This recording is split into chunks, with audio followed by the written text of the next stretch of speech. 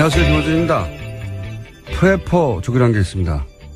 냉전을 거치며 인류 멸망에 대비하는 생존주의자들을 일컫는 말인데요.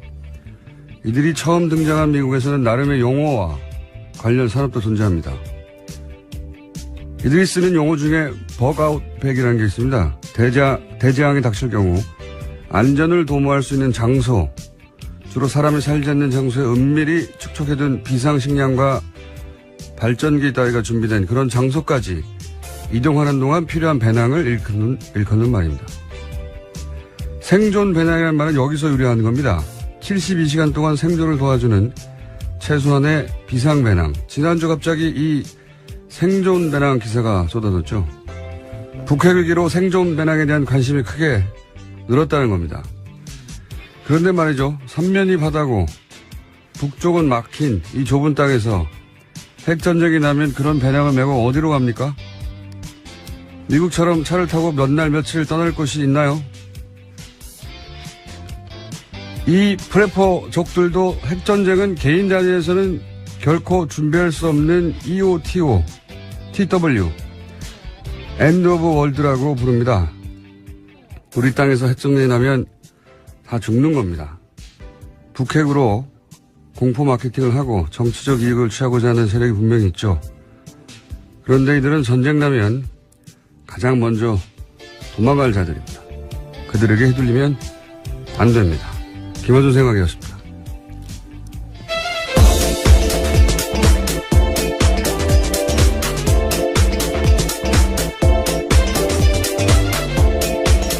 시사인의 김은지입니다.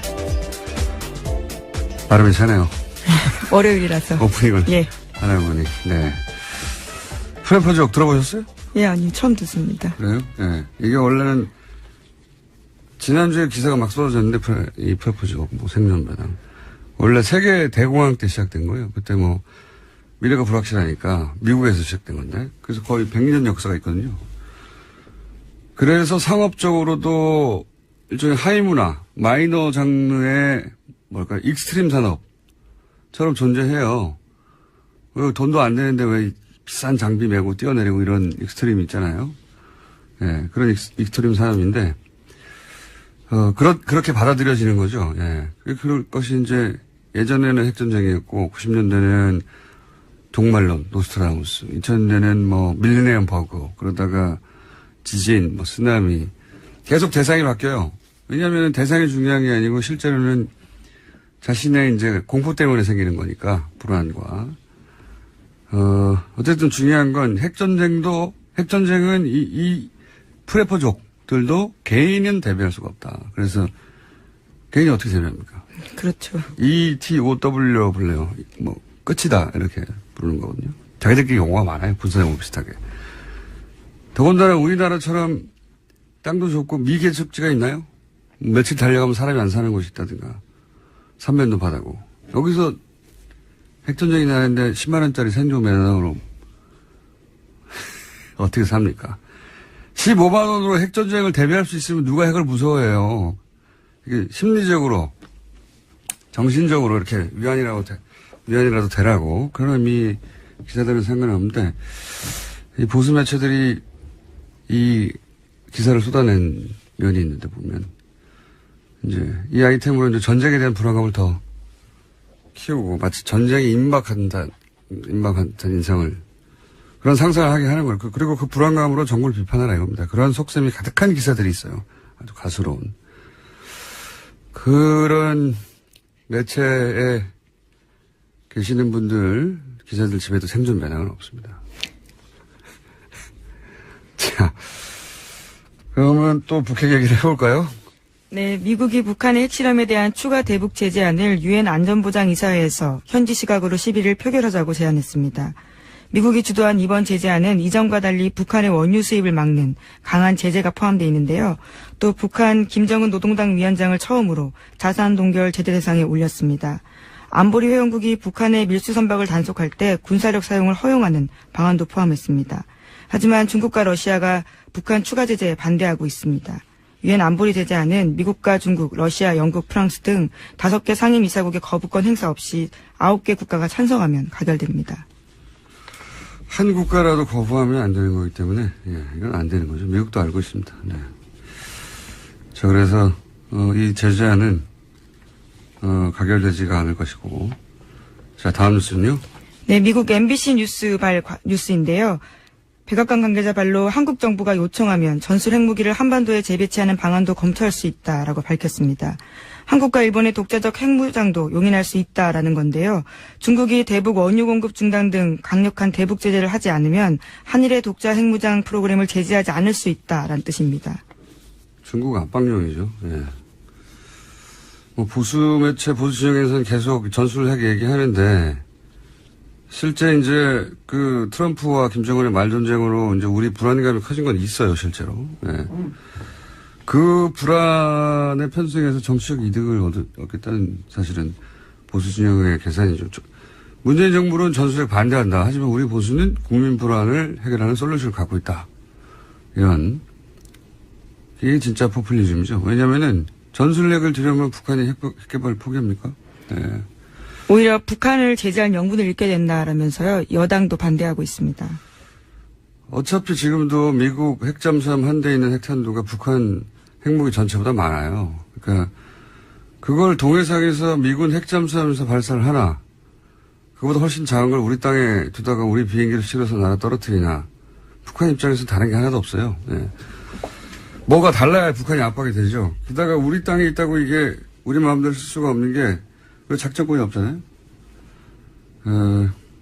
그리고 작전권이 있어도 전술 핵을 액티베이트 활성화시키는 키는 미국이 가지고 있는 거예요. 나토도 마찬가지예요. 그 땅에 있을 뿐이지 미국이 키를 돌려야 핵을 쓰는 건 똑같습니다. 예. 그리고 북한이 핵을 쓰면 전략 핵으로 대응하는 거지 전략이라는 말을 입으시면 뭐 전략 전투기 뭐 많지 않습니까? 전략 폭격기. 전투기는 없고 폭격기만 있죠. 이거는 전략이 붙으면 그거 하나로 전쟁을 끝낸다는 의미거든요. 예. 북한이 핵을 쓰는데 우리가 조그마한 전술핵을 쓸 리도 없잖아요. 대신 우리가 전술핵을 배치하면 일본도 핵무장을 하죠. 예. 일본 극우의 수건이죠. 예. 그럼 이란은 가만히 있나요? 예. 이란이 가지면 사우디는 가만히 있고 다른 유해 국가들은 어떻게 합니까? 예. 그러니까 정세가 정말 편해서 우리 땅에 전술핵을 배치하는 나라에 오더라도 우리 정부가 공개적으로 먼저 요청하는 건 말이 안 되는 겁니다. 우리 정부가 전술핵을 공식적으로 요구하면 그때부터는 외교적 입지가 없는 거죠. 없어지는 것이고. 그리고 일본을 핵무장시킨 정부로 이제 영원히 세계사에 남겠죠. 네, 하지만 자유한국당 같은 경우에는 13일에 미국에 의원들을 보내서 전술핵 재배치와 미국 전략자산 전개 등을 요청하겠다라는 계획입니다. 뭐 야당은 그렇게 말할 수 있어요. 근데 우리 정부 입으로 그런 걸 말하라고 요구하는 건 바보 같은 거죠. 바보 같은 거고. 그리고 정말 전술핵을 한국에 주겠다고 트럼프 정부가 결정을 했다고 그렇게 되나요? 의회가 결정을 해야 되는데 이 상황은 트럼프가 아니거든요. 네, 현재는 대중국 압박용으로 볼 수밖에 없는 이야기입니다. 네. 근데 이 국민의당 반응이 이게 좀 특이해요. 적어도 국민의당은 전술핵 배치 얘기하면은 반대해야 되는 거죠. 반대해야 되는데 지금은 원내대표 김동철 원내대표가 이제 전술핵 재배치 얘기하고 있는데 김대중 전 대통령 햇볕 정책이라는 게 당의 정체성인데 김동철 원내대표가 김대중 전 대통령을 뛰어넘을 대북 비전을 보여주든가 그냥 주장하는 건 저는 국민의당 입장으로서 이게 말이 안 되는 것 같은데 여하간 여야 전술핵 관련해서 여러 가지 이야기가 나오고 있습니다. 자, 하지만 전술핵은 배치가 안 될 것이다. 다음 뉴스 해보죠. 네, 국정원 관련해서 계속 소식 전해드리고 있습니다. 이번에는 박근혜 정부의 국가정보원에서 엔터테인먼트 파트를 두고 진보 성향의 영화인들을 사찰하고 우익세체 영화 제작을 기획했다라는 한겨레 20일 보도가 나왔습니다. 이를 맡았던 국정원 엔터팀이 존재한다라는 건데요. 엔터팀은 국내 정보 수집 업무를 총괄하는 정보보안국 소속입니다. 여기는 초명호 씨가 국장이었던 곳인데 국정원 요원들은 영화 감독들을 직접 불러내서 애국 영화를 만들면 지원하겠다 이렇게 이야기했다고 보도하고 있고요. 특히 대통령이 직접 액션도 하는 히어로물을 만들면 30억 원 정도를 대줄 수 있다라면서 영화 제작을 독려했다고 합니다. 여기서 대통령은 박근혜 전 대통령을 의미합니다. 여 대통령이 막 액션을 하는 거죠. 예. 최순실 커넥션이라고 불렸던 추명호 씨가 국장이었던 엔터팀이 존재한다는 게 이제 한마디로 말하면 블랙리스트의 정반대 화이트리스트를 실행하는 단위가 국정원이었다는 거죠. 예. 요 사안 관련해서는 저희가 내일 이 사안을 직접 취재한 기자와 다뤄볼까 합니다. 네, 굉장히 재미있는 뉴스입니다. 다음 순요? 예, 양지회 관련해서도 계속해서 뉴스 전해드리고 있습니다. 이명박 정부 당시 양지회 회장이 원세훈 국정원장을 직접 만나서 소위 건전 세력 육성을 논의했다라고 JTBC가 보도하고 있는데요. 양지회는 국정원의 민간인 댓글 부대 중에서도 가장 활발한 활동을 한 곳으로 꼽힙니다. 국정원과 검찰의 조사 결과 양지의 사이버 동호회 회원 100여 명이 대부분 댓글 작업 등을 해왔다라는 건데요. 요일별로 인원 배분을 한 다음에 국정원이 메일 등으로 주제를 주면 그 내용에 맞춰서 활동했다라고 합니다. 활동을 시작한 시점도 원세훈 전 원장의 취임한 직후인 2009년부터고 이 과정에서 원 전 원장이 직접 양지의 회장을 만났고 그 관련 자료가 문건으로 남아있다고 합니다. 국정원 오비들을 댓글 작업에 조직적으로 동원했다는 거죠. 예, 양재 차원에서. 예. 그리고 여기서 이제 뭐 주로 문재인 비방글에 주력했다. 이런 기사도 나왔죠. 네, 구체적인 내용이 나왔는데요. 2012년 총선과 대선을 앞두고 했던 이야기인데 문재인이 군복을 입고 군을 와해시키려고 한다.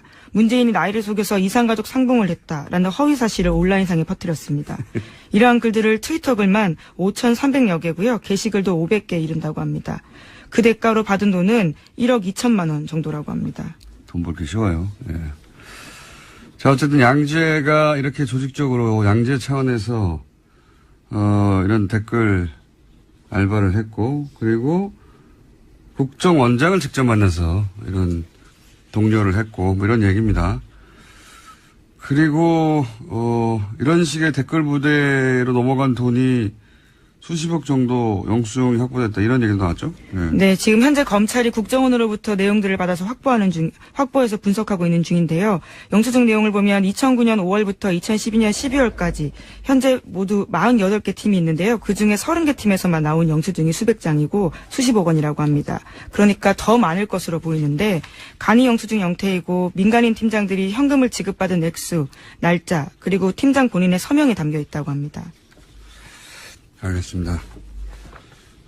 민간인 팀, 사실 뭐, 국정을 떠났을 때 민간인을 할 수 있죠.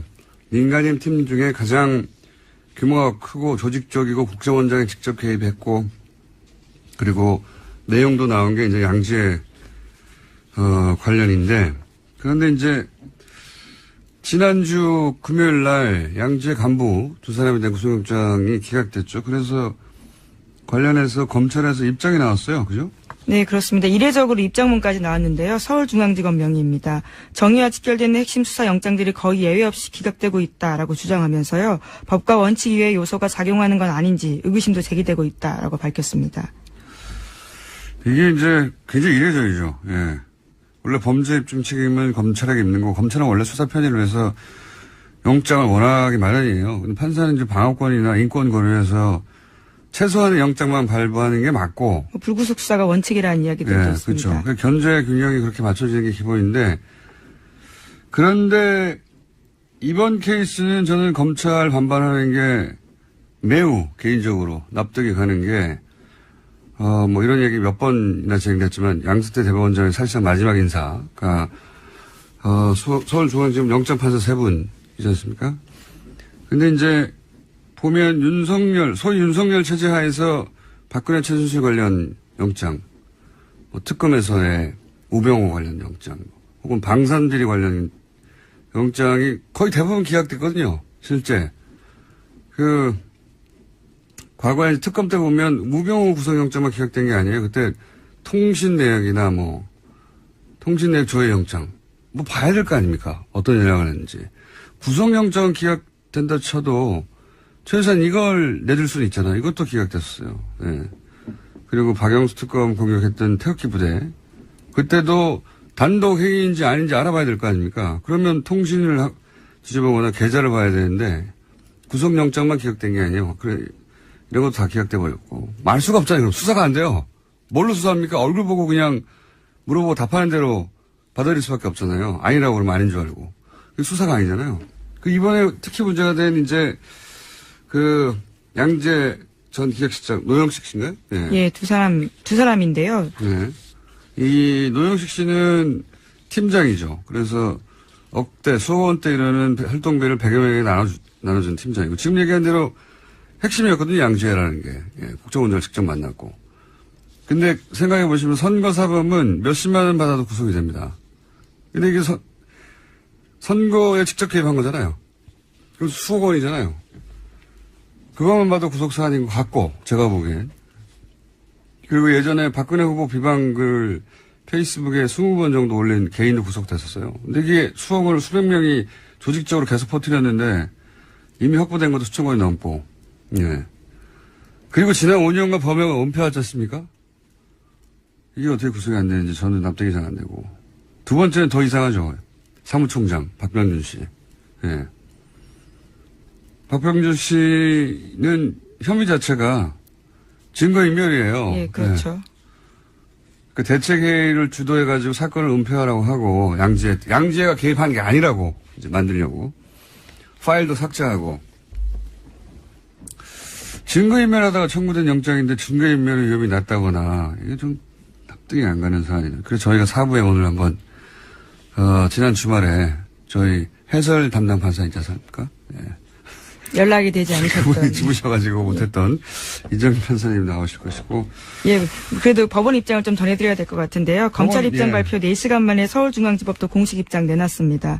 수사의 필요성만을 앞세워서 구속영장을 발부되어야 한다는 논리는 헌법과 형사소송법 대원칙에 어긋난다면서 검찰이 불필요하거나 도를 넘어서는 비난과 억측 섞인 입장을 공식적으로 표명하는 건 부적절하고 유감스럽다라고 밝혔습니다. 저는 평상시에는 법원의 편입니다, 거의. 그런데 이거 너무 이상해요. 예. 그래서 이제 뒤져보면 예를 들어서 양지에만 기각된 게 아니잖아요. 그날 당일날 똑같이 카이 건도 기각이 또 됐어요. 네, 채용비리 관련되어 있는 부분입니다. 방산비리, 오민석 판사, 권순호 판사, 예, 두 분 다 양승태 대법원장 시절에 최고 엘리트 코스죠. 법원 행정처 출신이었습니다. 두 분이. 그리고 한 분은 가족의 삼성 고위 간부라고 해가지고 또 화제가 됐었던 분인데. 여하간 실제 검찰이 왜 요 관련 사건만 다 기각시키냐고 할 만큼 그거 다 우연이라고 하기엔 너무 연속적이고 지속적이니까. 판사를 직접 지낸 분들은 어떻게 이 사안을 바라볼지 이정일 판사의 시각이 궁금하긴 한데, 그냥 일반인 눈에 보기에는, 네, 그리고 법원을 아주 많이 드나들었던 제가 보기에는 매우 이상합니다. 매우 납득하기 힘들고. 예. 자, 요 사안은 이례적으로 이렇게 법원과 검찰이 정면으로 서로 성명도 내고, 네, 성명이라보다는 예, 입장을 내고, 예. 부딪힌 사건이라 저희가 이번 주에도 조금 더 다뤄볼까 합니다. 오늘도 다뤄보겠지만. 자, 시간이 거의 다 됐네요. 제목 정도 한두 개 걸어놓고 끝날 것 같습니다. 네, MBC 김삼겸 사장 체포영장 발부에 반발해서 지난 2일에 장애로 자유한국당에 나섰습니다. 그런데 일주일 만인 9일에 정기국회 보이콧을 사실상 철회했습니다. 그럴 수밖에 없었겠죠. 네. 반응도 없고, 예. 내부적으로도 말들이 많고, 그리고 자유한국당의 경우에는 이렇게 시위를 하고 이런 데 익숙한 체질도 아니고, 예. 어쨌든, 환영하고요. 저희가 그래서 노래 하나를 준비했습니다. 네. 자유한국당 입장에서는 이제 떠나고 싶지 않은데, 여론이 도와주지 않아서 할 수 없이 떠날 수밖에 없는 아스팔트에게 바치는 노래입니다. 네. 그 안타까운 마음을 담아서.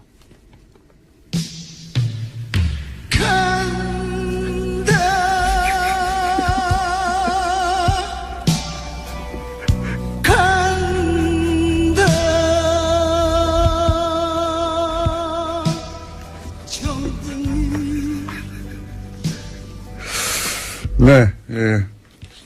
떠나고 싶지 않은데, 얼마나 안타깝겠어요. 네, 아스팔트에게 바친 노래. 여기까지 하겠습니다. 시사인의 김은지였습니다. 감사합니다.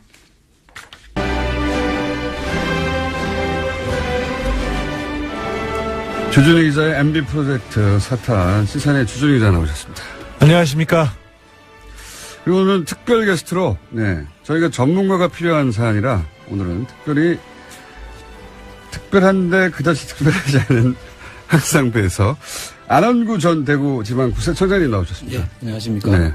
오늘은 청장님은 전문가로서, 예, 주진우 기자가 확보한 문서들의 의미를 주진우 기자로서는 다 파악하지 못하는 것들이 있어요. 네. 세금 관련이라든가 이런 거. 그 해설을 해주시기 위해서 나왔는데, 방금 배칠수 씨가 얘기했듯이 어려워요, 이야기가. 그래서 앞에 항상 저희가 간단 요약을 하고 진행합니다. 3주간 이야기를 3분 이내에 제가 간단 요약하면 회사 다스가 있습니다. 이명박 전 대통령의 형, 공인이 된 처남 김대정 공동 매개로 된 회사입니다. 그런데 실소유주가 이명박 전 대통령이다 하는 논란이 오래전부터 있었던 회사고요. 두 번째, 이 다스에서 190억이 BBK로 갑니다. BBK라는 회사. 그리고 BBK는 최종적으로 옵셔널 벤처라는 회사가 됩니다. 그 대표 김경준 씨가 주가 조작하고 횡령 후에 미국으로 가죠. 이 사건을 BBK라고 합니다. 그런데 가기 전에 이명박 전 대통령과 가까운 투자자들만 돈을 다 돌려주고, 어차피 횡령할 거 다 횡령하지. 그 투자자들만 돈을 돌려주고 190억을 냈던 다스에는 190억 중에 50억만 돌려주고 140억은 안 돌려주고 갑니다. 그래서 다스와 김경준, 그리고 마지막 BBK의 마지막 형태는 옵셔널 투자자가 김경준 사이에 소송이 벌어지죠. 돈을 내놓으라고. 여기서 옵셔널 투자자들은 이기고 다스는 집니다. 그런데 140억은 소송에 진 다스가 가져가요. 이명박 전 대통령 재임 기간 벌어진 미스테리죠. 왜 이 돈이 글로 갔을까? 주준우 기자가 추적하다가 이유를 추정할 수 있는 문서들을 입수해서 지난 3주간 공개해 왔습니다. 예를 들면 다스 회의록. 그 돈을 돌려받기 위해서 이제 LA에 있는 찻집에서 다스의 직원, 변호사, 여기까지 정상이죠. 모여서 회의를 하는데 그 자리에 LA 총 영사가 참석을 했더라. 아니, 외교관이 거기 왜 있냐? 알고 봤더니 그 외교관은 원래 BBK 변호사였던 사람이 외교관이 된 거예요. 예. 김세수 씨라고. 그 외의 문서들도 다스가 작성을 해서 주인도 아닌, 주인도 없는, 예. 청와대에 팩스로 보낸다든가, 혹은 거꾸로 청와대 민정에서 작성을 해서 다스에 보낸다든가, 이런 내용들입니다. 그 내용들의 목적은 다 똑같아요. 140억을 받아내라. 이거예요. 그걸 위해서 노력하는 내용들인데. 그러니까 정리를 하면 이명박 전 대통령이 자기 재산 아니라고 한 다스의 돈을 받기 위해서 청와대 민정 라인과 외교부 라인이 움직였다. 이런 문서를 저희가 2주간 공개했고, 지난주에는 본인 거는 아니지만 그게 이제 형과 처남의 재산이다 보니 대통령이 워낙 친인척에 대한 사랑이 깊어가지고. 그럴 리가 없습니다. 깊어서 그랬던 거 아니냐. 그랬더니 이제 주진우 기자가 지난주에 새로운 문서들을 들고 왔어요. 그게 아니라는 걸 보여주는. 절대 그러실 분이 아닙니다. 자, 어떤 문서를 지난주에 공개했느냐. 예를 들어서 최대 주주는 사망한 김재정 씨예요, 그렇죠? 네. 네. 김재정 씨인데 김재정 씨가 사망하게 되면 상속세를 내야 하잖아요. 네. 그런데 그 상속세를 내는 문제를 또다시 청와대가 지시합니다.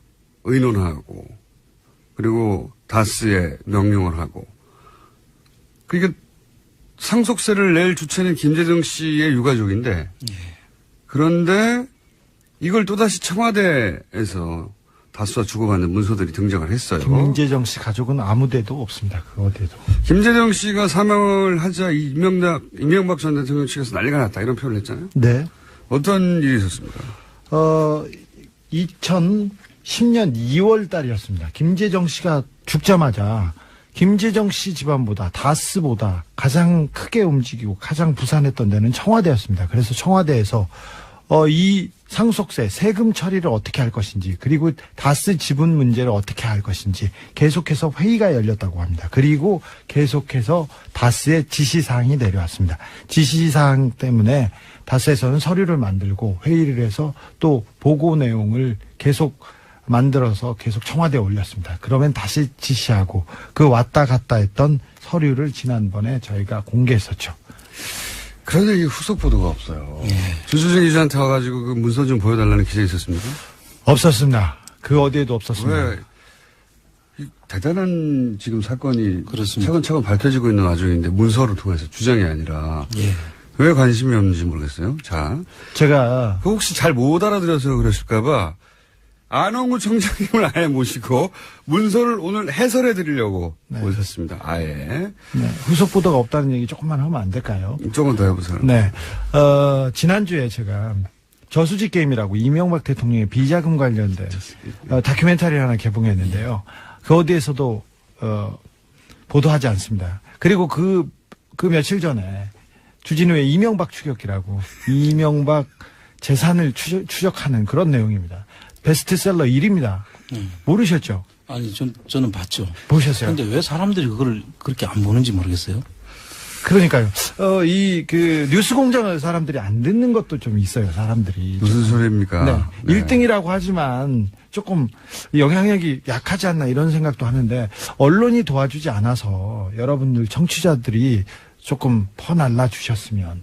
근데 그 내용을 제가 봤는데요. 상당히 그 안에 이명박 재산의 흐름을 짐작할 수 있는 내용들이 다 들어있거든요. 아, 기사거리 많죠. 예, 그렇습니다. 그 내용을 보면 뭐 이렇게 방송 듣는 것보다도 금방 이해가 될 수 있는 부분이 많은데 특별히 많은 사람이 볼 것 같은데요. 네, 제가 특별히 저수지 게임 보시면 알게 됩니다. 쉽게. 예, 저는 뭐 봤고 쉽게 이해가 됐었어요. 아, 네. 예. 감사합니다. 훌륭하십니다. 저는 할 말이 없습니다. 네. 할 말, 왜? 없어. 진행자가 얘기하셔야죠. 곡권세 제작자이기 때문에 할 말이 없습니다. 네. 그래도 좀 해주세요. 자, 네. 왔다 갔다 잘 하셨고요. 자, 오늘 청장님을 모신 이유는, 지난주에 공개된 문서, 예. 이 문서를 좀 해석해달라 해서 입수한 문서를 드렸는데, 보셨습니까? 예, 어제 저녁에 제가 좀 내용을 훑어봤습니다. 네. 자, 이제 그 문서들의 내용이 의미하는 바를 국세청장 지낸 분이 지금 해석해 주시려고 하는 거예요. 국세청장을 명하신 분이. 사실 이 사건과 청장님은 굉장히 밀접한 관련이 있어요. 왜냐면은 도곡동 땅의 실소유주가 이명박 전 대통령이라는 전표를 직접 보신 적이 있죠. 예, 그렇습니다. 네. 그걸 직접 봐가지고 감옥 가신 거 아니에요, 나중에. 그게 본 거밖에 없는데. 그 도곡동 땅 그 전표가 다스로 이어집니다. 그렇죠. 네. 네. 그렇죠. 도곡동 땅 이야기를 하는 이유는 도곡동 땅을 팔아서 그 돈이 다스로 들어가고요. 네. 다스에서 BBK로 들어가기 때문에 도곡동 땅 주인이 BBK 주인이고 BBK 다스 주인이고 다 같은 주인이에요. 예. 이런 얘기의 출발이 도곡동 땅이거든요. 근데 그 땅의 전표를 전표 껍데기에 이명박 실소유주라고 하는 그걸 보신 바람에 지금 이렇게 좌천되어 가지고 감옥도 갔다가 결국 저희 방송까지 흘러오신 분입니다. 감옥도 1년 가셨던가요? 2년이죠. 무려 2년. 자, 그래서 이 사안과 매우 밀접한 관련해 계신 전문가십니다. 우선 본격적으로 얘기 들어가기 전에 이 문서를 보기 전에도 이명박 전 대통령의 비서였었던가요? 김유찬 씨가 예. 써놓고 실제 출판하지 못한 책이 있었죠. 이명박 리포트라고 있었습니다. 네. 그 책이 출판은 안 됐는데 그 책의 사본을 가지고 계시다고 제가 예. 들었어요. 네. 자료가 많으세요. 네.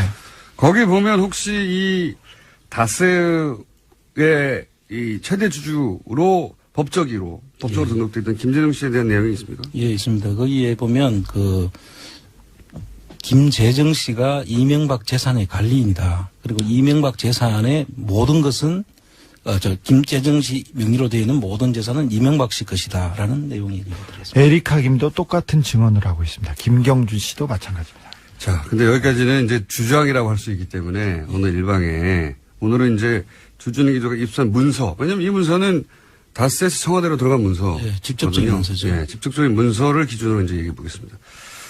혹시 이 문서를 쭉 보시니까 이 문서를 통해서 다스의 실소유주가 김재정 씨가 아니라 하는 정황이 있습니까? 있다면 차근차근 좀 설명해 주십시오. 예, 지금 뭐 여러 가지가 있는데요. 네, 문서 차근차근. 보시면 제가 지금 한번 설명 드렸는데 못 알아듣겠어요. 뭐 서류 천천히 설명해 상속세는 주십시오. 기본적으로 상속받는 유족들의 몫이죠. 그쵸, 당연히. 상속을 내는 사람들이 유족들이 내야 되는 것인데 이러한 검토를 상속을 받는 유족들이 하는 것이 아니라 청와대와 다스 간의 보고서가 왔다 갔다 하면서 결정을 하는 거예요. 네.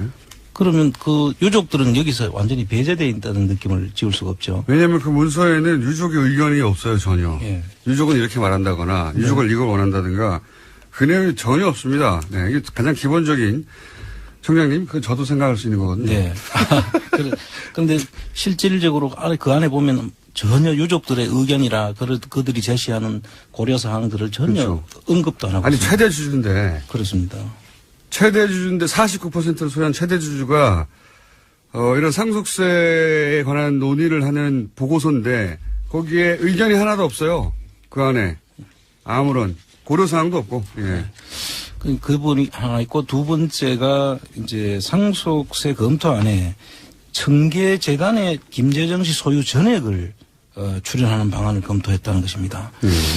이 김재정 씨 유족들의 의견이 없는 상태에서 청계재단은 이명박 김윤옥 씨가 만든 재단이잖아요. 예. 그 재단에다가 그 김재정 씨 그 다스 지분을 전액을 출연하는 방안을 검토한 회사를 남을 줘버리는 겁니다. 그렇습니다. 자기 자녀들도 있는데, 이제 물론 여러 가지 방안 중에 검토된 건데, 유족들이 뻔히 있는데, 이 방안들 검토된 것들 보면, 재산 전체를 이명박 전 대통령에게 줘버리는 거죠. 그런 셈이죠. 그런 방안들도 검토하고 있어요. 예. 이거는 상당히 의심이 가는 것인데 결국은 그 다른 문제 때문에 예. 그렇게 전액을 출연하는 것은 이루어지지 않았고 예. 5%를 이제 지원하는 걸로 최종적으로는 예. 출연한 건데 이게 그 다른 문제로 아마 이 선택을 하지 않았던 것 같고요. 이 방안이 근데 이 문서에 보면 검토됐다는 게 이제 기록으로 남아있죠. 그렇습니다. 예.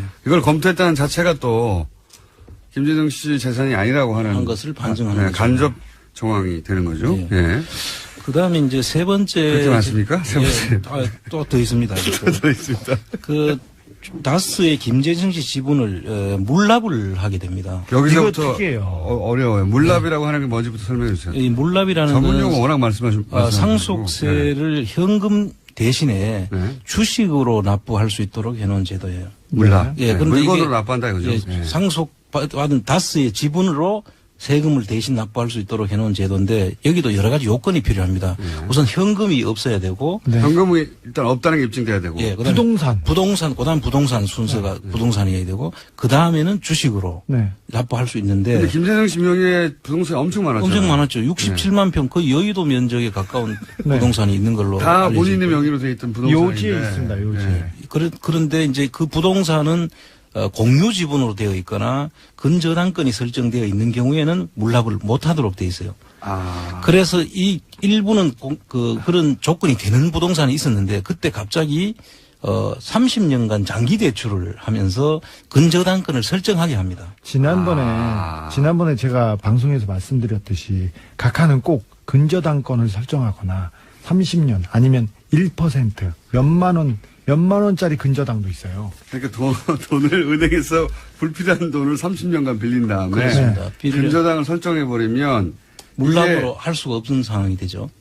물납의 조건에 부합하지 않기 때문에 주식으로 물납할 수밖에 없도록 만드는 그러니까 꼼수죠.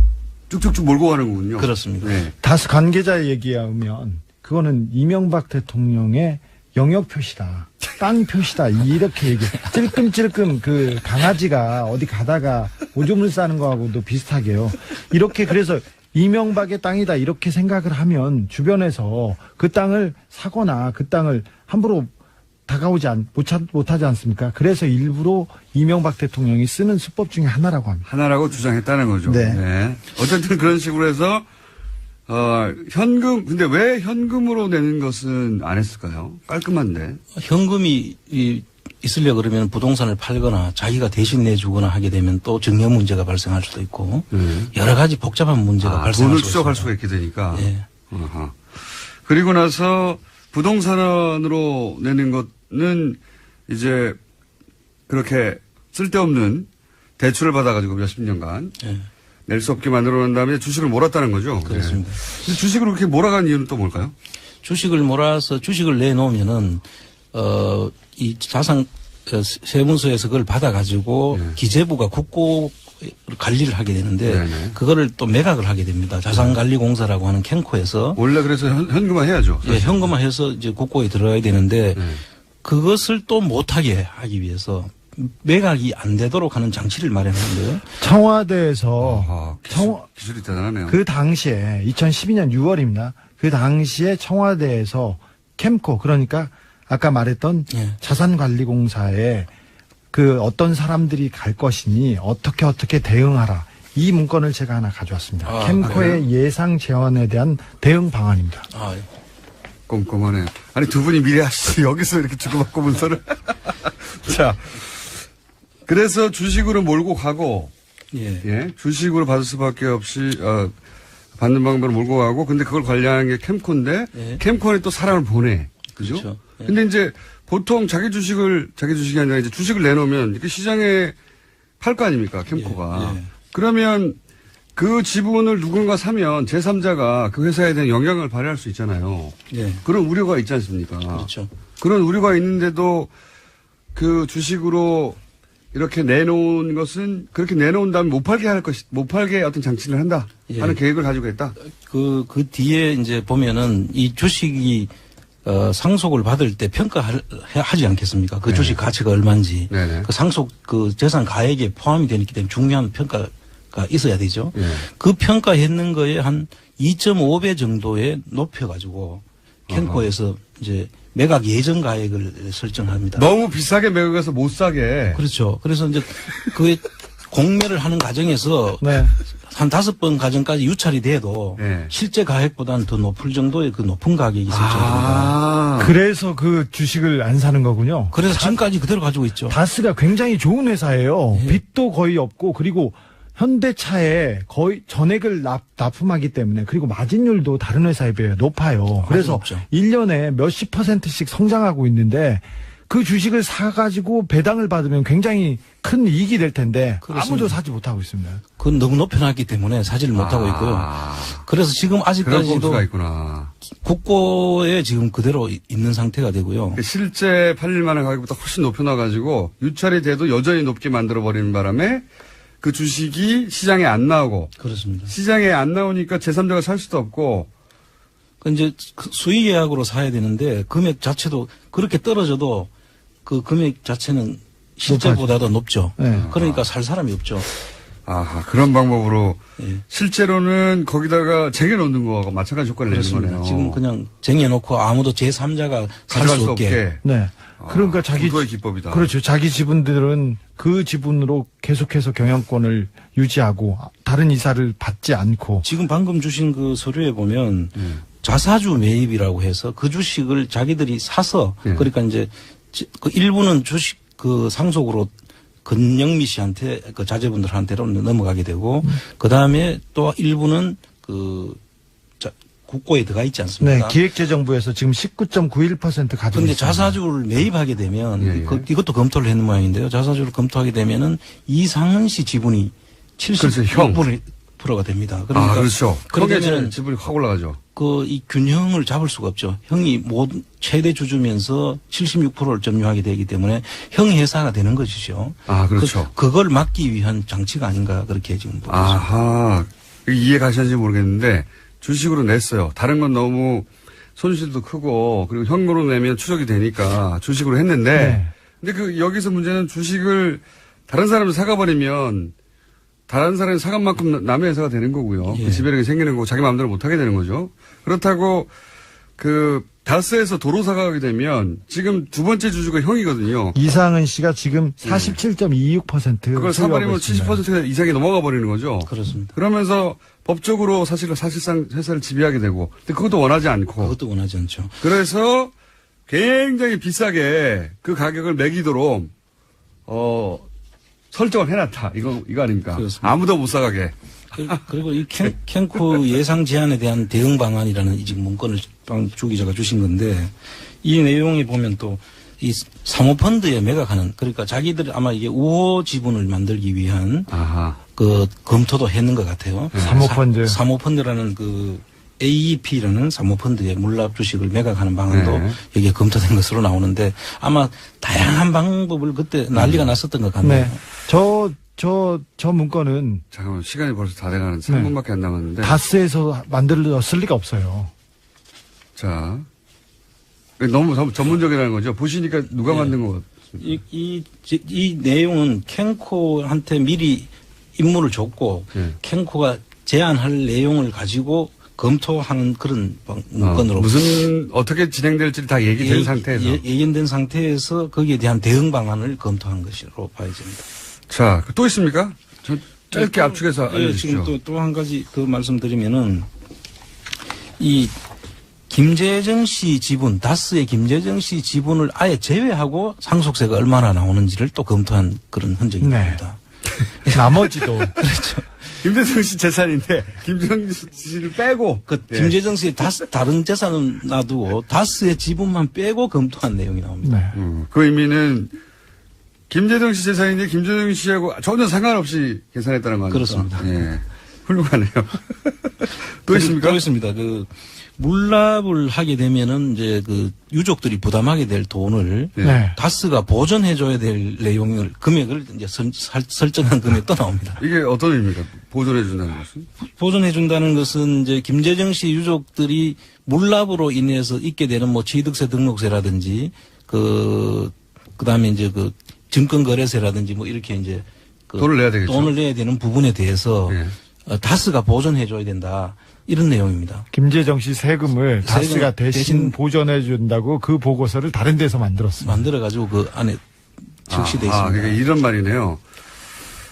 김재정 씨 자신의 재산이면 자신이 내고 예. 다스가 보존할 이유가 없죠. 그렇습니다. 그런데 자기들이 낼 필요가 없는 세금을 냈다 치면 다스가 보존해줘야 될 거 아닙니까? 그렇습니다. 그러니까 그 말 자체가 다스가 김재정 씨 재산이 아니란 말이죠. 그렇습니다. 예. 이 논리적으로 이해하시는지 모르겠네. 네. 예. 다스가 그러니까 이 다스에게 김재정 씨는 뭔가 일을 시킨 다음에 손해가 생기면 그 손해를 갚아주는 그런 역할을 하는 것이었던 겁니다. 그렇죠. 다스. 예.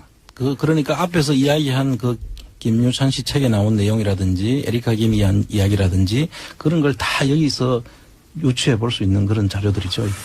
중요한 자료라고 생각합니다. 또 있습니까? 내용은 쭉 계속 아는데 일부 예. 30수밖에 안 났어요. 다스가 정리를 이명박 대통령의 차명재산으로 의심되는데 국민들이 그럴 수도 있지. 뭐 차명재산을 좀 가질 수도 있지. 근데 좀이 아니라 다스는 엄청 10조 가까이 되는 가치가 있는 회사고요. 그리고 차명재산이 이명박 것이라고 이게 판명된다면 그게 대통령직을 박탈할 수도 있는 그런 범죄 행위이기도 했어요. 그때 당시에 국정감사에서 문재인 비서실장이 이런 비슷한 내용을 얘기하기도 했었습니다. 자, 이 문서 기준으로 보자면 한 가지만 여쭤볼게요. 다스가 김재정 씨 소유입니까? 이 내용으로 보면은 다스 김재정 씨 소유라고 할 수가 없죠. 여기까지 하겠습니다. 안원구 주진우 기자였습니다. 청장님입니다. 김어준의 뉴스 공장. 신고리 6호기 공론화위원회 한 번쯤은 들어보셨을 텐데 뭐 하는 곳인지 정확하게는 잘 모르실 겁니다. 오늘 신고리 공론화위원회 김기영 위원장님을 저희가 스튜디오에 직접 모시고 뭐 하는 곳인지 자세히 알아보겠습니다. 안녕하십니까? 예, 위원장님. 안녕하세요. 네. 대법관을 지내셨죠? 예, 그렇습니다. 네. 저희 방송에 직접 나오신 전직 고위 관료 중 최고위직에 계시던 안원구 국세청장님을 가볍게 제치고 자, 공론화위원장, 공론화위원회는 많이 들어봤는데 이 공론화위원이라는 개념 자체가 처음 등장했잖아요. 네. 이게 뭘 어떻게 하겠다는 거죠, 이제? 그렇습니다. 이게 좀 저희한테는 생소한 건데요. 공론 조사라고 하는 것이 사실은 이제 여론조사하고 대비해서 말씀드리는 게 제일 여론조사는 이해하기 다들 편할 것 하는데. 같은데. 예, 여론조사는 저희가 흔히 하는데요. 여론조사는 이제 한 번에 바로 그 직답을 묻는 그리고 그렇죠. 규모도 한 1,000명 그렇습니다. 정도가 통상입니다. 그런데 공론조사는 이제 그보다는 훨씬 다른 방식으로 합니다. 우선 한 번 묻는 게 아니라 여러 차례 묻습니다. 같은 사람에게요? 그렇습니다. 그래서 같은 사람은 아니고요. 이제 처음에는 여론조사 하듯이 1차를 합니다. 그렇게 하고 이어서 이제 그 시민 참여형 조사라고도 얘기하는데요. 이렇게 조사의 방식이 여러 가지군요. 그렇습니다. 그래서 이제 일정한 국민을 대표할 수 있는 분들을 보통 한 100명에서 500명 규모로 선정을 합니다. 그래서 그분들이 이제 학습과 토론을 거친 뒤에 최종적인 의견을 조사하는 방식 그렇습니다. 이게 다른 나라에서도 있는 어떤 조사 방식입니까? 아니면 그렇습니다. 절차입니까? 그러니까 예. 정부의 정책을 정하는데 그 정책이 시민들에게 미친 영향이 지대할 때 시민들의 의견을 충분히 들어보고 결정하겠다 이런 거잖아요. 취지는. 예. 근데 이제 여론조사도 일반적인 여론조사도 하지만 여론조사로 끝내는 게 아니라 여론조사에서 또 포커스 그룹 인터뷰하는 그런 비슷한 건가 봅니다. 아마 그런 유형도 비슷하게 생각할 수 있을 것 같고요. 기본적으로는 여론조사가 약점이 있습니다. 말씀드린 대로 그냥 여론조사의 설문에 응답하시는 분들은 그 질문에 대해서 깊이 생각했다기보다는 그렇죠. 예, 질문에 대한 직감 위주로 답을 하기가 맞습니다. 있을 것 네. 같습니다. 그래서 언론을 통해 접했던 그렇습니다. 정보 또는 뭐 주변과 얘기 나누던 평소 생각 예. 그걸 아주 순간적으로 답하죠. 예. 그런데 반해서 공론조사는 이제 숙이라고 해서 이제 심사숙고할 때 숙자, 숙의. 예, 논의할 때 의자에서 그 학습과 토론이라고 하는 숙의 과정을 거쳐서 이제 본인들이 갖게 되는 그러니까 사안을 충분히 이해한 다음에 그렇습니다. 찬성한 사람이 반대로 돌아왔을 수도 있고 잘못 알고 있어서. 그렇습니다. 예. 보통 저희가 지금까지 다른 사례에서 보면 한 40% 정도가 애초 가지고 있던 의견을 숙의 과정 거친 후에 바꾸었다라고 하는 찬성에서 반대로, 반대에서 통계가 찬성으로. 있습니다. 예, 아하. 그렇습니다. 거의 절반 가까이가 의견을 바꿀 수 있는 거네요. 그렇습니다. 그만큼 잘못 알고 있었다. 네. 예. 그러면은 양쪽 모두의 전문가가 이 숙의 과정에서 그런 일반 시민들을 상대로 자신의 주장을 이제 펼치는 게 되게 과정이 있겠네요. 그렇습니다. 이른바 이제 저희 이번 공론조사 경우에는 시민 참여단 규모가 500명으로 500명. 예정을 하고 그 숙의 과정을 거칠 사람이 시민 참여는 500명이다. 그렇습니다. 이제 그분들을 대상으로 약 한 달 정도에 걸친 숙의 과정이 있습니다. 한 달이나요? 예.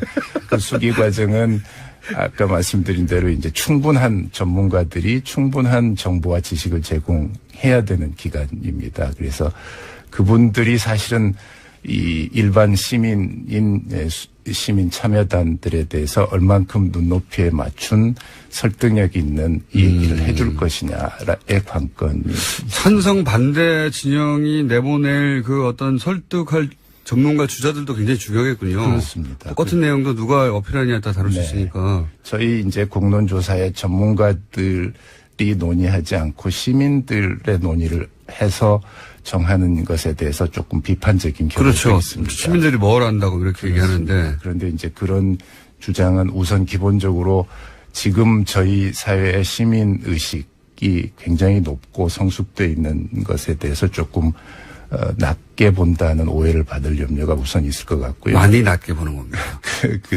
또 하나는 전문가분들이 절대 배제되지 않는 구조라는 것입니다. 지금 말씀드린 전문가들이 충분히 자기 어필할 시간을 준다. 그렇습니다. 네. 네. 그리고 전문가들은요 너무 좁게 봐요. 실제로 또 전문가들은 그 영역에서만 평생 먹고 살다 보니까 그 영역이 세상의 전부인 것처럼 생각하는 경우가 있거든요. 예를 들어서 시민들은 그래 좋긴 좋아. 하지만 조금의 안전이라도 그 위험 요소가 있다면 나는 우리 자식들 때문에 싫어. 이럴 수 있는 거거든요. 네. 그러니까 그게 훨씬 더 중요하죠. 네. 전문가들은 또 하나 이제 그 자기가 가지고 있는 견해를 잘 안 바꿉니다. 제가 법률가 그 밥줄이 끊어지지 않습니까? 그걸 바꾸면. 예, 제가 대부분에 있을 때도 경험을 해보면 네. 보통 자기가 가지고 있는 견해를 일단 가지고 들어오기 때문에 여간해서 자기 견해를 바꾸지 않는 경향이 분명히 있는 것 같습니다. 그렇지만 시민들은 이제 열린 마음으로 문제를 보고 판단하고 자기 생각이 잘못됐으면 바꿀 수 있고 그런 여지가 그 있습니다. 500명은 어떻게 보십니까?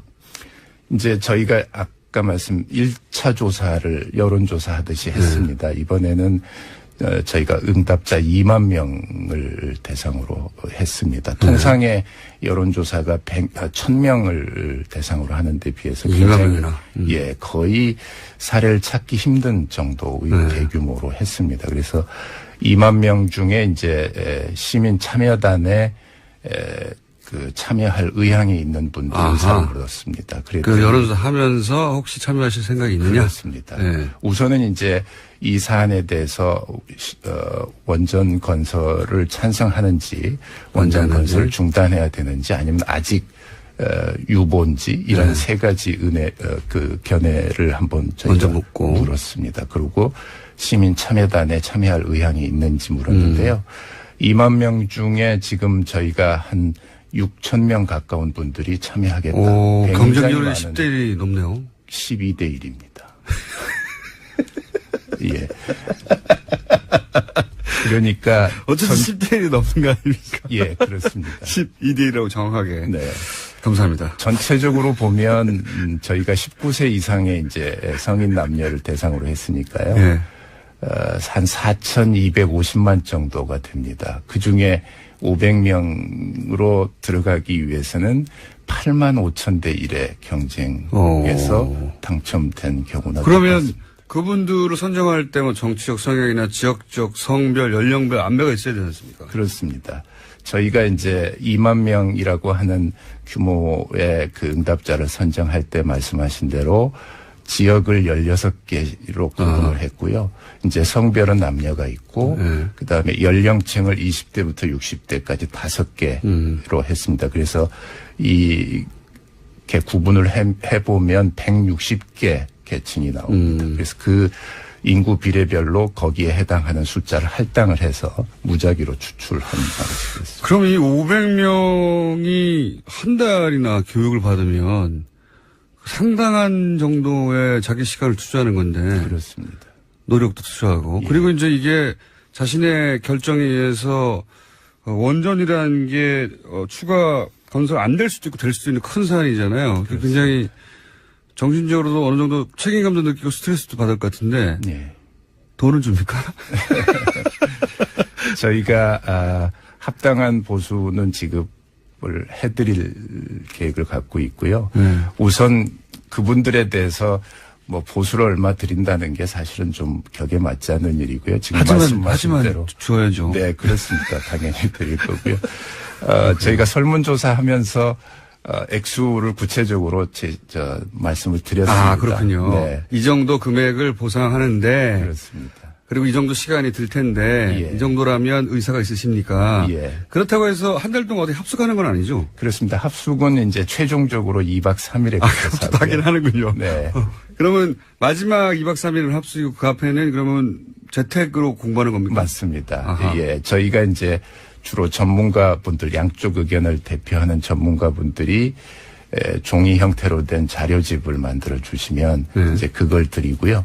또 별도로 이제 동영상 자료도 만들어 드립니다. 그러면 이제 그걸 가지고 댁에서 열심히 공부를 하고 됩니다. 그리고 의견을 나누다가 최종적으로는 와서 1박 2일 동안은 집중적으로 교육을 받거나 혹은 2박 3일. 2박 3일. 예.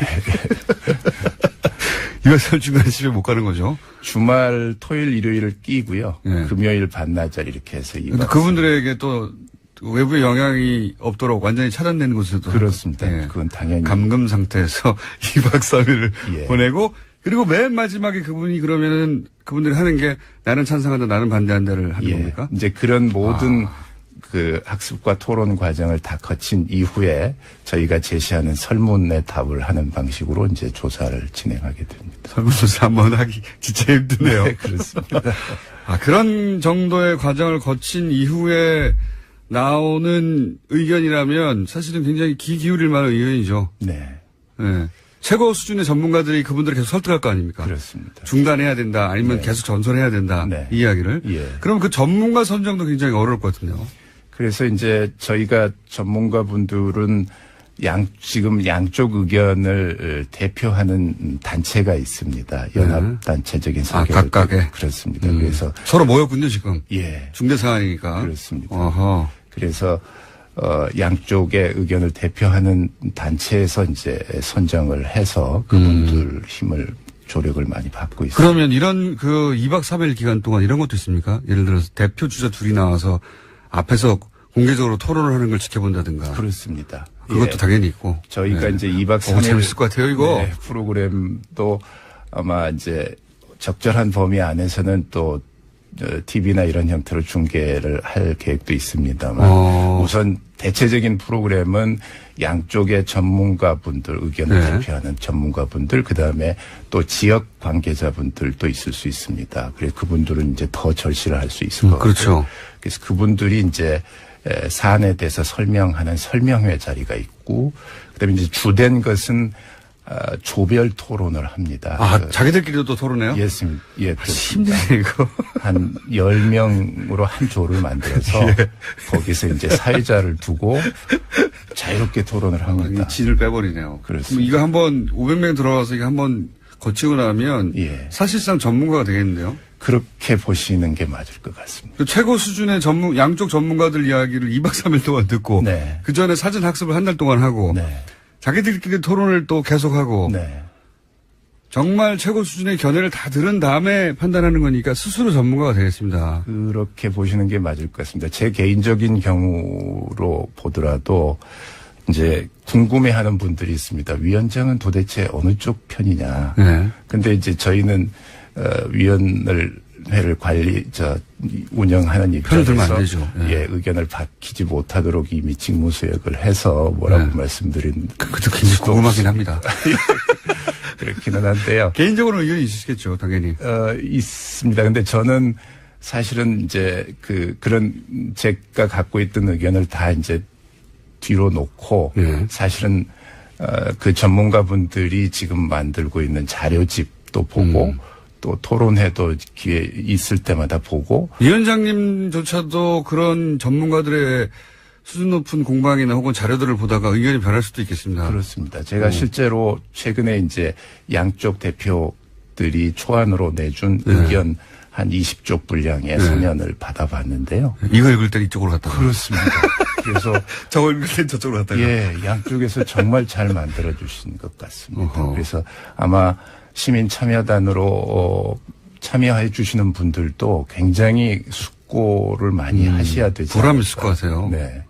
실제 이런 정도의 절차를 거쳐서 해외에서 뭐랄까요, 절차적으로 이미 안착됐다든가 혹은 뭐 크게 화제가 됐다든가 그런 사례들이 있습니까?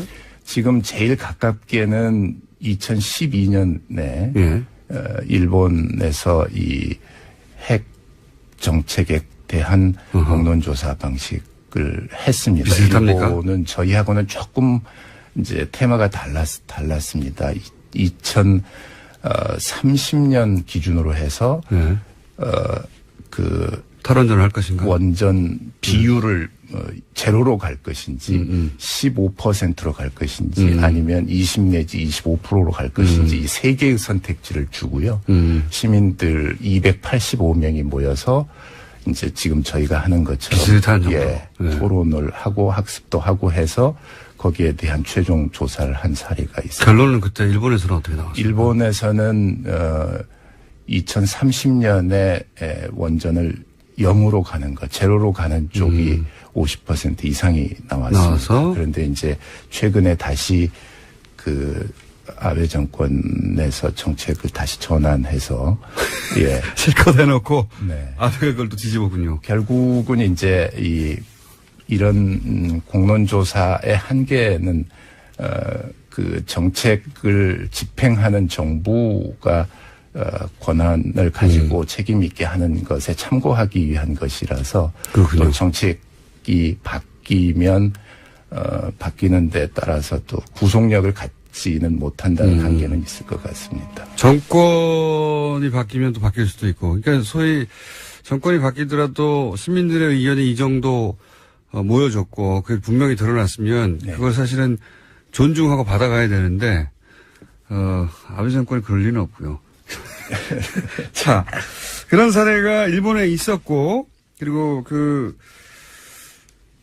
똑같지는 않지만 이런 공론화 과정이라는 걸 생각해 보면, 미국에서 타운홀 미팅도 결국은 풀뿌리에서 자기 의견들을 잘 표출하는 거 아닙니까? 예, 네. 그런 사례는 지금까지 한 100여 건 가까이 있는 것으로 제가 들었습니다. 우리가 이런 걸 하는 건 처음이죠.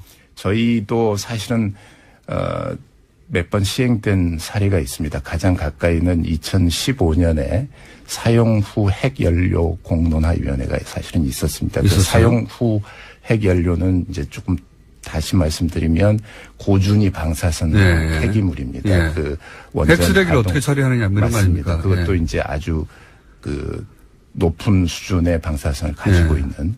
그래서 그것을 이제 지금 어떻게 보관해서 처리할 것이냐를 갖고 기억이 안 공론화를 나는데요, 거쳤습니다. 그런데 그때는 이제 주목을 별로 그다지 못 받았던 것 같고요. 못 받았던 게 일종의 요식행위여서 그랬던 건가요? 거기까지는 제가 자세히는 모르겠는데 네.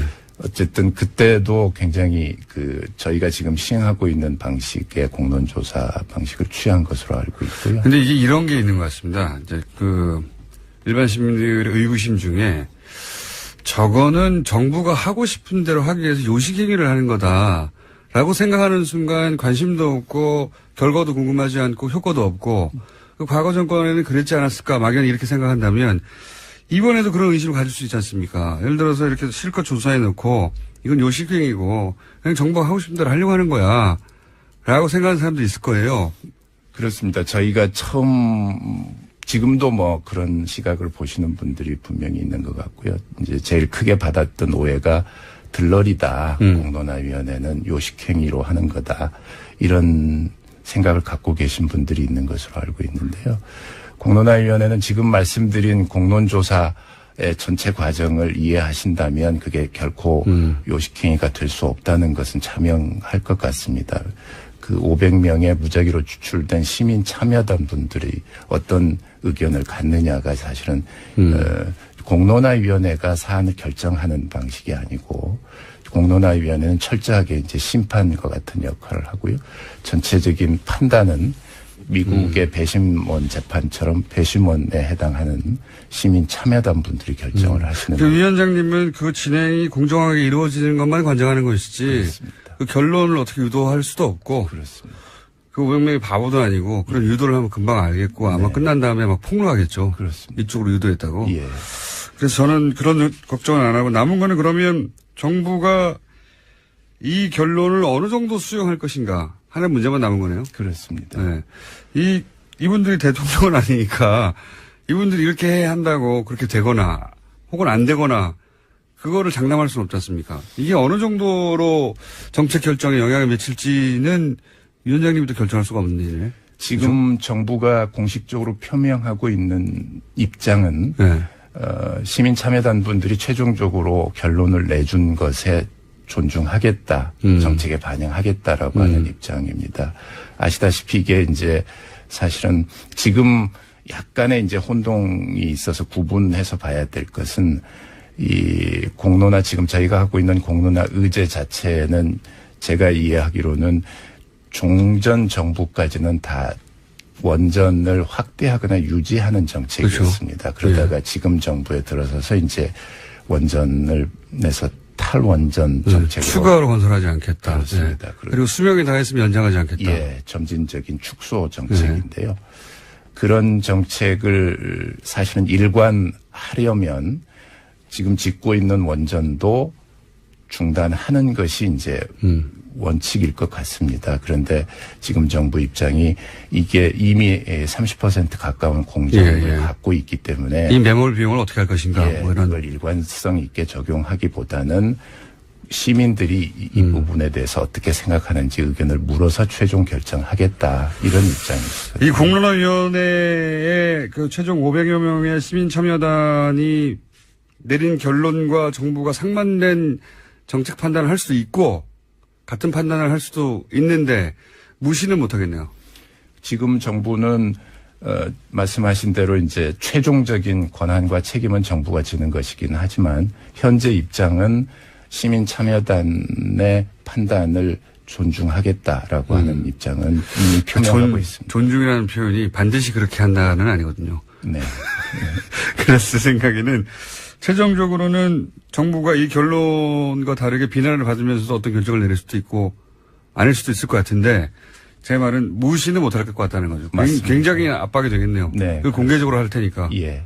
근데 이제 저희가 생각하는 큰 문제는 이게 이제 명확히 의견의 편차가 생겨서 어느 한쪽으로 이제 집중이 되면 49대 51이 되면 어떡하냐. 예. 그게 이제 백중세로 의견이 갈렸을 때 어떻게 네. 할 것이냐가 걱정이고요. 그 부분은 이제 저희 위원회로서도 뭐 굉장히 논의에 논의를 거듭하고 있습니다. 그런데 사실은 그런 그 결과만 제시하는 것은 저희 위원회가 할 수 있는 최선의 목표는 아닐 것 같고요. 결국 중요한 것은 지금 이렇게 갈라서 있는 의견을 어떻게 하면 좁히는 제안을 낼 것이냐가 중요합니다. 이 500명은 하고 싶다고 되는 게 아니에요. 엄청난 경쟁을 뚫어야 되고. 맞습니다. 같은 동네에 비슷한 사람이 있으면 또 안 되는 거고. 그런 거 아닙니까? 그렇게 이제 집중되지 않도록 저희가 분포를 적절히 조절을 했습니다. 야, 이거 되게 어렵네. 되고 된다고 하더라도 할 일도 많고요. 네. 그리고 이제 돈은 얼마인데요, 근데? 전체 액수는 예. 어차피 뭐 저희가 설문조사하면서 예. 말씀을 드렸으니까요. 85만 원입니다. 85원이요? 네. 차비는요? 그건 별도로 정산을 차비는 별도고. 예. 예. 그럼 사실상 매일 자료 받아보고 2박 3일 동안 숙박에서 토론회하는데 그 정도 비용을 보존한다. 네. 굉장히 중요한 일을 하시는 분들이고 제가 보기에는 참여하시는 500명은 끝나자마자 굉장한 인터뷰 대상이 될 것 같아요. 그렇습니다. 예. 그때 같이 한번 나와주십시오. 예. 꼭 하시고 싶은 말씀 오늘 다 하셨나요?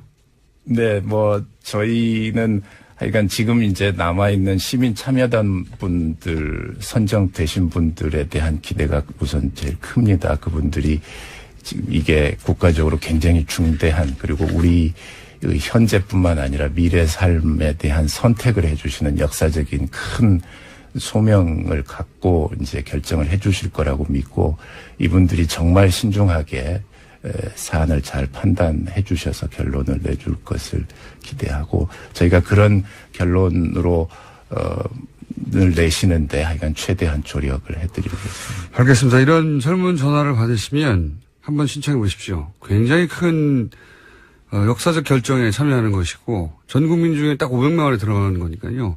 그렇습니다. 당첨되기 굉장히 어렵겠지만 되면 대단한 전문가가 될 것이고 저희도 섭외합니다. 예. 네. 아마 역사에 이름을 남길 것 같습니다. 알겠습니다. 자, 또 이 사안이 진행돼서 어떤 절차에 들어가면 저희가 한 번 더 모시기로 하겠습니다. 예, 알겠습니다. 그때도 꼭 나와주시고요. 그때는 아마 500명 중에 한 2분 정도 모시고 나오는 게 위원장님의 몸값을 올리는 길입니다. 저한테 근데 몸값이 있었나요? 예. 아니, 나오고 싶다고 막 나올 수가 없거든요, 저희가. 오늘 여기까지 하겠습니다. 지금까지 신고리 공론화위원회 김지형 위원장님이었습니다. 감사합니다. 네, 감사합니다.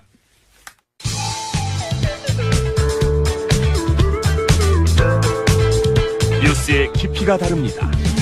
최고의 뉴스 생산자 김어준입니다.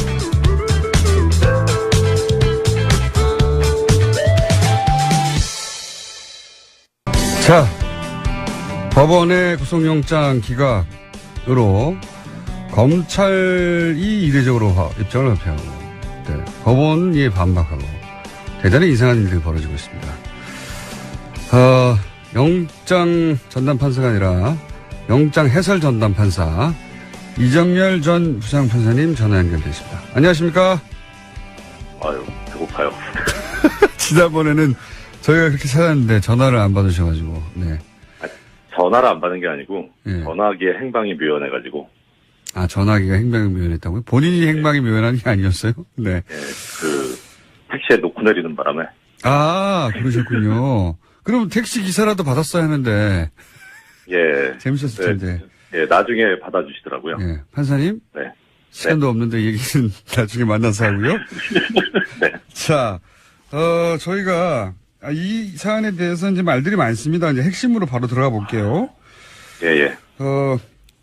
원래 이제 뭐 검찰은 수사 편하게 하자고 구속을 원하는 경우가 많고 법원은 뭐 방어권이나 인권 때문에 기본적으로 불구속을 원칙으로 하고 이런 원칙들이 있지 않습니까? 언론들이.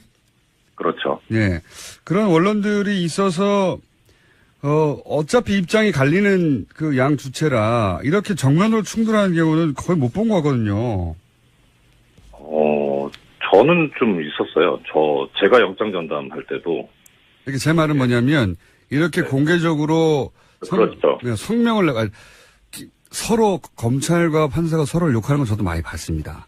말이 아닌데 제 말은 이렇게 국민들을 향해서 그렇죠. 예. 서로 막 성명을 내고 이러는 거는 저는 기억이 없거든요. 보통은 언론에서 취재할 때 그 답변하는 형식으로 하지 먼저 적극적으로 나서가지고 하는 경우는 저도 그렇게 본 기억은 별로 많지 않습니다. 그러니까 검찰이 열이 받았나 봅니다. 네. 자, 그러면 최근에 일련의 영장 기각 사건들을 보면서 혹시 판사님이 보시기에 영장의 발부와 기각의 기준을 통상적인 기준을 벗어났다. 이렇게 네네. 보여지는 사건들이 있습니까? 예, 그게 이제 검찰에서도 예를 들고 있는 사건인데 네. 일단 뭐 정유라 예. 영장 기각됐을 때, 그다음에 우병우 예. 영장 기각됐을 때, 그다음에 이재용 씨 최초의 영장 기각됐을 때, 네. 그리고 최근에 이제 뭐 카이 네. 항공우주산업 그 관련해가지고 경영지원본부장. 영장 기각된 거, 예. 예. 그리고 얼마 전에 양지회, 네. 양지회. 아주 거기도 그냥 예, 거기서 폭발했죠. 예. 그래서 거기서 아마 검찰이 그동안 쌓여 있었던 게 폭발한 것 같은 생각이 드는데 다 이상해요. 하기는. 왜 이상한지 예. 좀 전문가로서 정리를 해주시면요. 전문가라고 하시니까 부담스럽긴 한데 일단 영장 판사도 해보셨잖아요. 게다가. 예, 그러니까 크게 보시면 예. 이 영장에서 가장 문제가 되는 게 뭐 다른 거는 큰 문제가 안 되는데 예. 도주 우려하고 증거인멸 우려거든요. 네네. 이게 글자 그대로 우려잖아요. 네네. 그러니까 이게 도망을 갈 거냐 아니면은 증거를 인멸할 거냐 미래 사실에 관한 거여가지고 네. 엄밀하게 따지면 뭐 궁예 관심법도 아닌데 어떻게 알아요 그거를. 그렇죠. 알 수가 없잖아요. 예, 그러니까 이게 결국은 그냥 가만히 놔두게 되면은 법원에서 자의적으로 판단하게 될 가능성이 상당히 높은 영역이에요, 이 부분이. 그렇군요. 예. 그러니까 불신이 쌓일 수 있는 또 문제가 생길 수 있으니까. 그래서 네. 법원 내부적으로도 그동안 영장 전담 제도가 지금 실질심사가 실시된 게 거의 이제 뭐 20년 넘었는데 예. 그동안 이제 어떻게든 이걸 객관적으로 좀 기준을 마련을 해서 예측 가능성을 높여보자. 네, 그런 시도들이 계속 있었거든요. 그래서 통상적으로 이 정도면은 다들 발부하거나 기각하는 기준들이 관례적으로 쌓여왔다 이거죠? 그렇죠. 네, 예. 그렇습니다. 그래서 뭐 예를 들어 정유라 씨 같은 경우에 보면 네. 이제 도주 우려가 없다고 영장이 기각이 됐었잖아요. 네. 그러니까 결론적으로 도주는 안 했잖아요. 네. 하지만 맞아요. 없어진 기간이 엄청 이거 억지로 그렇죠. 기자들이 차단했지 않습니까? 도망가던 걸. 그러니까요. 그러니까 이제 이게 나중에 지나서 결과적으로 맞을지 모르겠는데 결국은 그 당시에 영장 발부냐 기각이냐 이거를 결정할 때 어떤 기준이 있어야 되는 거니까 예. 그걸 객관적으로 마련하려면 지금 공장장님 지적하신 대로 네. 행방이 묘연했다. 그렇죠. 그다음에 카이 경영본부장 같은 경우에는 영장 실질심사에 출석을 안 했어요. 뭐 특별한 사유를 대지도 않고. 이렇게 되면 도주의 우려가 바로 있는 거 아닙니까? 그렇죠. 도주의 우려가 있다고 봐야죠. 이런 경우에는. 그러니까요. 다 왔고요. 예. 그리고 뭐 예를 들어 이제 이재용 부회장 같은 경우에는 실형 선고가 예상이 되고 실형 선고가 됐고 또. 네. 그러니까 이런 경우에는 실형 선고되면 아무래도 이제 수감 생활을 해야 되니까 그걸 겁내서 도망가지 않겠느냐라고 이제 이런 정도로 기준을 마련을 해요. 그리고 우병우 전 민정수석도 어디 갔는지 모를 기간이 길었습니다. 그렇죠. 예. 그렇죠. 예. 그러니까 이제 제가 말씀드리는 게 그게 잘못됐다는 거죠. 그리고 예를 들어 양지에. 증거인멸, 예, 양지에도 그렇고, 예. 그러니까 양지 같은 경우에는, 이제 증거인멸 우려 부분인데, 예. 이제 증거인멸하는 것도 보통은 이제 이 증거라는 게 사실, 뭐 예를 들어 객관적으로 100개의 증거가 있다. 네. 근데 그 100개를 전부 검찰이 찾아냈다. 그러면 사실 증거인멸의 우려가 없는 거잖아요. 그렇죠. 그런데 그게 증거가 100개가 있는지, 100개인지 아닌지조차도 사실 모르는 거잖아요. 맞습니다. 네. 그러니까 검찰 입장에서는 모든 증거를 수집을 하려고 애를 쓰는 거고 당연히 그래야 하는 거고요. 근데 이때 이게 증거라고 하는 게 유죄 증거도 포함이 되지만 네. 또 이제 뭐 유죄는 유죄인데 형편없이 형을 낮게 받으면 또 안 되잖아요. 그 죄값을 치러야 되니까. 예.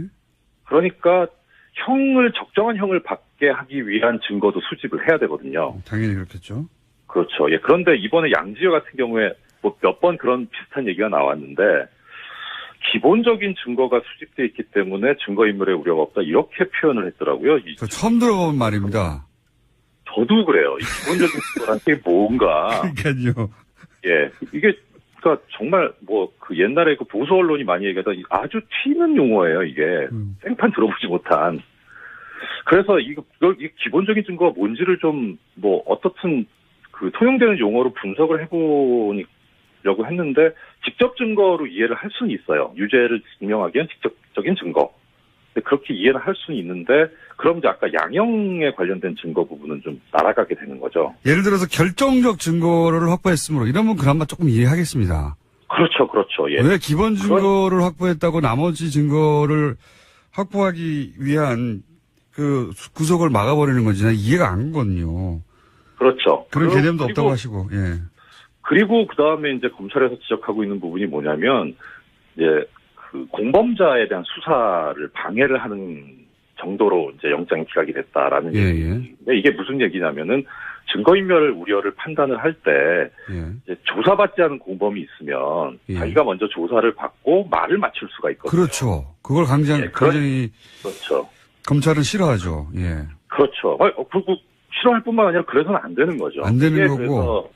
그래서 이제 그런 경우에 증거인멸의 우려가 있다고 보는 게 또 법원에서 마련한 기준인데, 그래서 공범자에 대해서 이렇게 뭐 통신영장이라든가 뭐 계좌추적 영장이라든가 이런 걸 기각을 해버리면 그러면 그 부분에 관해서 자료를 수집할 수가 없으니까 말을 맞춰버리면은 완전히 증거가 인멸을 될 수 있거든요. 그래서 통신영장 기각하는 건 이해가 안 가는 게요. 서로 전화하거나 문자하거나 하는 걸 봐야 될 거 아닙니까?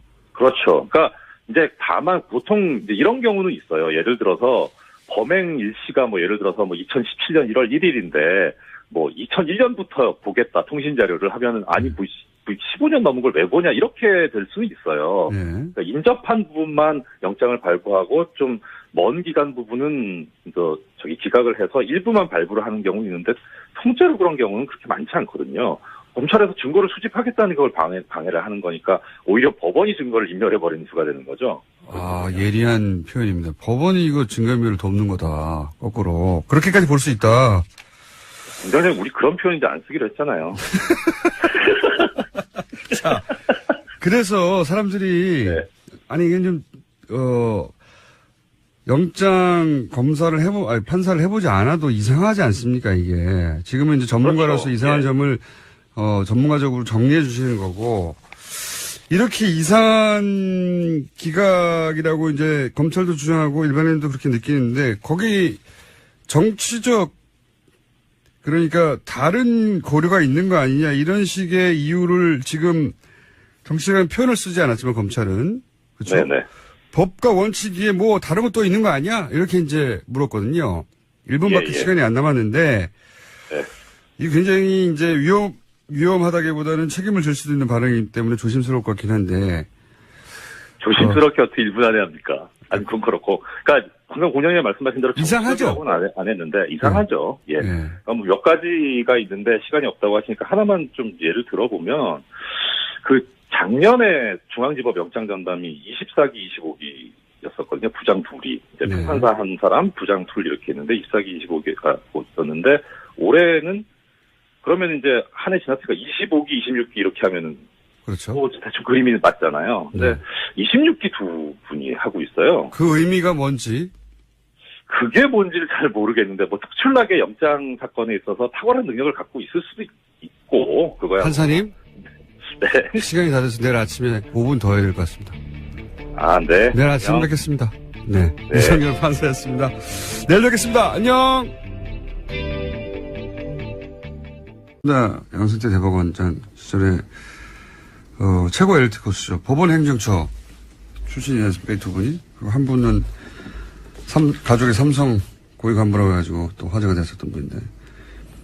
여하간, 실제 검찰이 왜 요 관련 사건만 다 기각시키냐고 할 만큼 그거 다 우연이라고 하기엔 너무 연속적이고 지속적이니까 판사를 직접 지낸 분들은 어떻게 이 사안을 바라볼지 이정일 판사의 시각이 궁금하긴 한데 그냥 일반인 눈에 보기에는 네, 그리고 법원을 아주 많이 들여다봤던 제가 보기에는 매우 이상합니다. 매우 납득하기 힘들고 자, 요 사안은 이례적으로 이렇게 법원과 검찰이 정면으로 서로 성명도 내고, 네, 성명이라보다는 부딪혔습니다. 입장을 내고, 부딪힌 사건이라 저희가 이번 주에도 조금 더 다뤄볼까 합니다. 오늘도 다뤄보겠지만. 자, 시간이 거의 다 됐네요. 제목 정도 한두 개 거론하고 끝날 것 같습니다. 네, MBC 김장겸 사장 체포영장 발부에 반발해서 지난 2일에 장애로 자유한국당에 나섰습니다. 그런데 일주일 만인 9일에 정기국회 보이콧을 사실상 철회했습니다. 그럴 수밖에 없었겠죠. 네. 반응도 없고, 예. 내부적으로도 말들이 많고, 그리고, 자유한국당의 경우에는 이렇게 시위를 하고 이런 데 익숙한 체질도 아니고, 예. 어쨌든, 환영하고요. 저희가 그래서 노래 하나를 준비했습니다. 네. 자유한국당 입장에서는 이제 떠나고 싶지 않은데, 여론이 도와주지 않아서 할 수 없이 떠날 수밖에 없는 아스팔트에게 바치는 노래입니다. 네. 그 안타까운 마음을 담아서.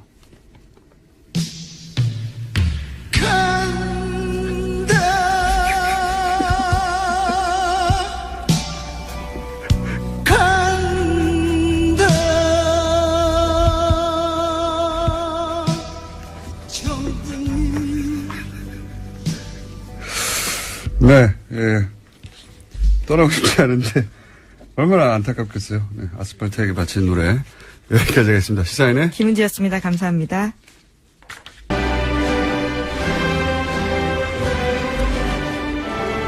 주준희 기자의 MB 프로젝트 사탄, 시사인의 주준희 기자 나오셨습니다. 안녕하십니까. 그리고 오늘은 특별 게스트로, 네, 저희가 전문가가 필요한 사안이라, 오늘은 특별한데 그다지 특별하지 않은 항상 배에서 안원구 전 대구 지방구세 청장님 나오셨습니다. 예, 안녕하십니까. 네.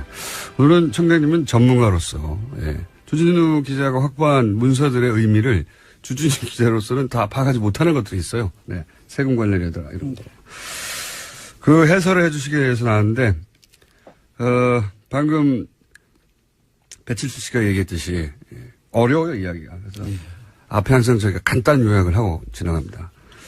3주간 이야기를 3분 이내에 제가 간단 요약하면 회사 다스가 있습니다. 이명박 전 대통령의 형, 공인이 된 처남 김대정 공동 매개로 된 회사입니다. 그런데 실소유주가 이명박 전 대통령이다 하는 논란이 오래전부터 있었던 회사고요. 두 번째, 이 다스에서 190억이 BBK로 갑니다. BBK라는 회사. 그리고 BBK는 최종적으로 옵셔널 벤처라는 회사가 됩니다.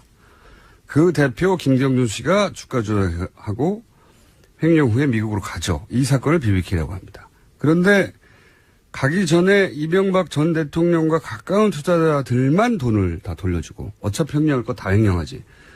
그 투자자들만 돈을 돌려주고 190억을 냈던 다스에는 190억 중에 50억만 돌려주고 140억은 안 돌려주고 갑니다. 그래서 다스와 김경준 네. 전수색 재배치 얘기하고 있는데 김대중 전 대통령 햇볕 정책이라는 게 당의 정체성인데 김동철 원내대표가 김대중 전 대통령을 뛰어넘을 대북 비전을 보여주든가, 그냥 주장하는 건 저는 국민의당 입장으로서 이게 말이 안 되는 것 같은데, 여하간 여야 전술핵 관련해서 여러 가지 이야기가 나오고 있습니다. 자, 하지만 전술핵은 배치가 안 될 것이다. 다음 뉴스 해보죠. 네, 국정원 관련해서 계속 소식 전해드리고 있습니다. 이번에는 박근혜 정부의 국가정보원에서 엔터테인먼트 파트를 두고 진보 성향의 영화인들을 사찰하고 우익세체의 영화 제작을 기획했다라는 한겨레 20일 보도가 나왔습니다. 이를 맡았던 국정원 엔터팀이 존재한다라는 건데요. 엔터팀은 국내 정보 수집 업무를 총괄하는 정보보안국 소속입니다.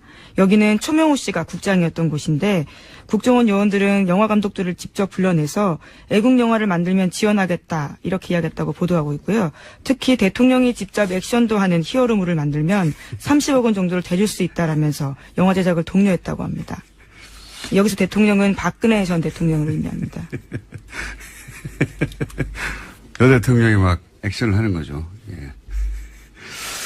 최순실 커넥션이라고 불렸던 추명호 씨가 국장이었던 엔터팀이 존재한다는 게 이제 한마디로 말하면 블랙리스트에 정반대 화이트리스트를 실행하는 단위가 국정원이었다는 거죠. 예. 요 사안 관련해서는 저희가 내일 이 사안을 직접 취재한 기자와 다뤄볼까 합니다. 네, 굉장히 재미있는 뉴스입니다. 다음 뉴스는요? 예, 양지회 관련해서도 계속해서 뉴스 전해드리고 있습니다. 이명박 정부 당시 양지회 회장이 원세훈 국정원장을 직접 만나서 소위 건전 세력 육성을 논의했다라고 JTBC가 보도하고 있는데요. 양지회는 국정원의 민간인 댓글 부대 중에서도 가장 활발한 활동을 한 곳으로 꼽힙니다. 국정원과 검찰의 조사 결과 양지의 사이버 동호회 회원 100여 명이 대부분 댓글 작업 등을 해왔다라는 건데요. 요일별로 인원 배분을 한 다음에 국정원이 메일 등으로 주제를 주면 그 내용에 맞춰서 활동했다라고 합니다. 활동을 시작한 시점도 원세훈 전 원장의 취임한 직후인 2009년부터고 이 과정에서 원 전 원장이 직접 양지의 회장을 만났고 그 관련 자료가 문건으로 남아있다고 합니다.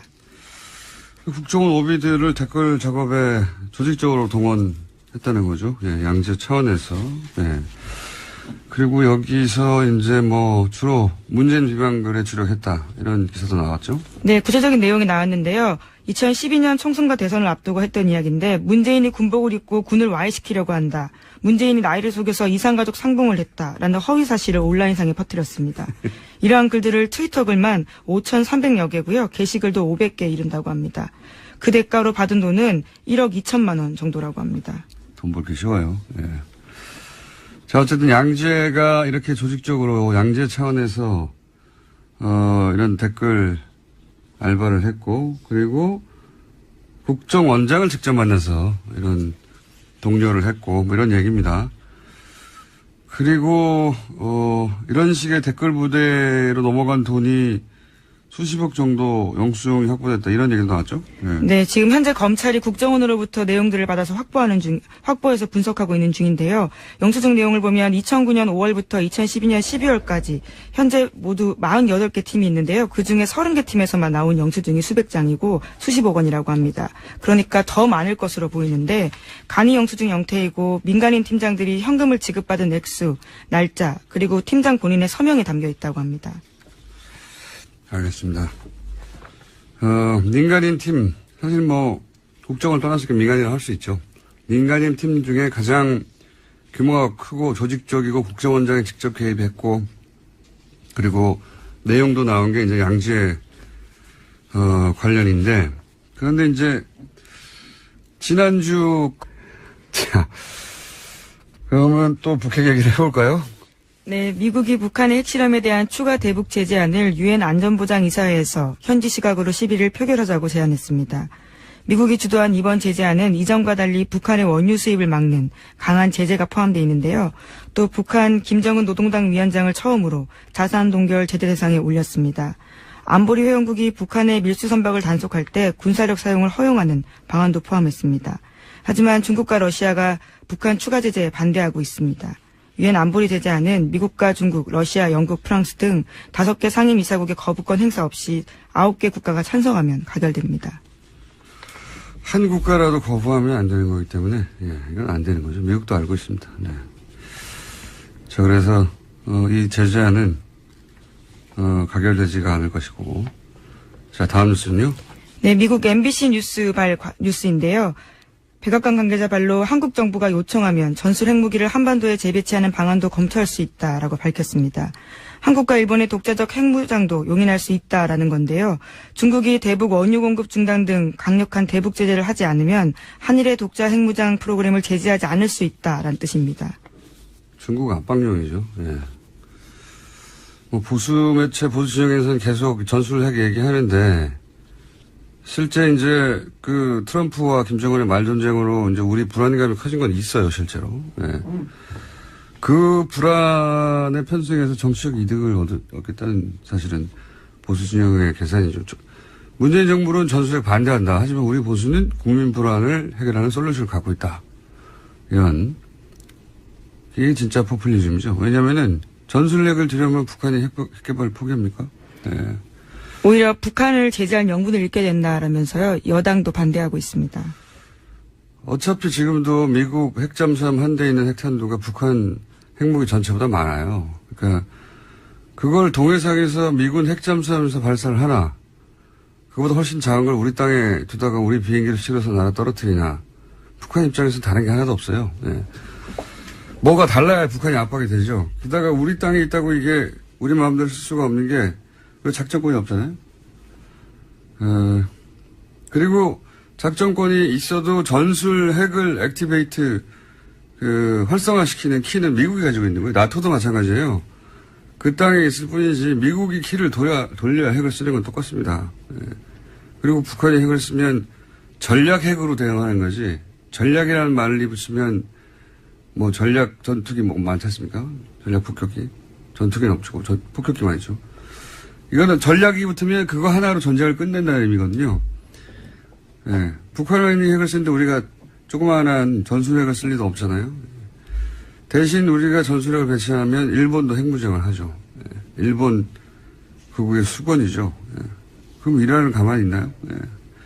이란이 가지면 사우디는 가만히 있고 다른 유해 국가들은 어떻게 합니까? 예. 그러니까 정세가 정말편에서 우리 땅에 전술핵을 배치하는 나라에 오더라도 우리 정부가 공개적으로 먼저 요청하는 건 말이 안 되는 겁니다. 우리 정부가 전술핵을 공식적으로 요구하면 그때부터는 외교적 입지가 없는 거죠. 없어지는 것이고. 그리고 일본을 핵무장시킨 정부로 이제 영원히 세계사에 남겠죠. 네, 하지만 자유한국당 같은 경우에는 13일에 미국에 의원들을 보내서 전술핵 재배치와 미국 전략자산 전개 등을 요청하겠다라는 계획입니다. 뭐 야당은 그렇게 말할 수 있어요. 근데 우리 정부 입으로 그런 걸 말하라고 요구하는 건 바보 같은 거죠. 바보 같은 거고. 그리고 정말 전술핵을 한국에 주겠다고 트럼프 정부가 결정을 했다고 그렇게 되나요? 의회가 결정을 해야 되는데 이 상황은 트럼프가 아니거든요. 네, 현재는 대중국 압박용으로 볼 수밖에 없는 이야기입니다. 네. 근데 이 국민의당 반응이 이게 좀 특이해요. 적어도 국민의당은 전술핵 배치 얘기하면은 반대해야 되는 거죠.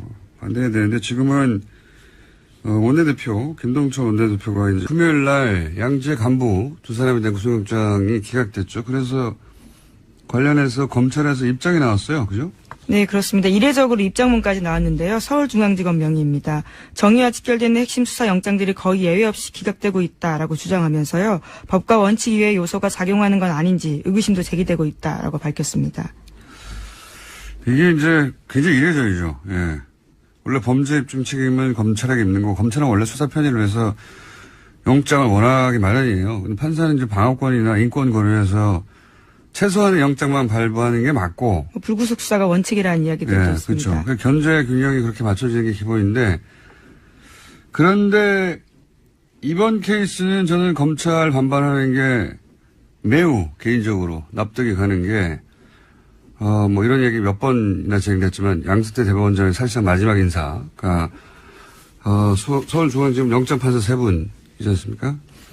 근데 이제 보면 소위 윤석열 체제 하에서 박근혜 최순실 관련 영장, 뭐 특검에서의 우병우 관련 영장, 혹은 방산비리 관련 영장이 거의 대부분 기각됐거든요. 실제.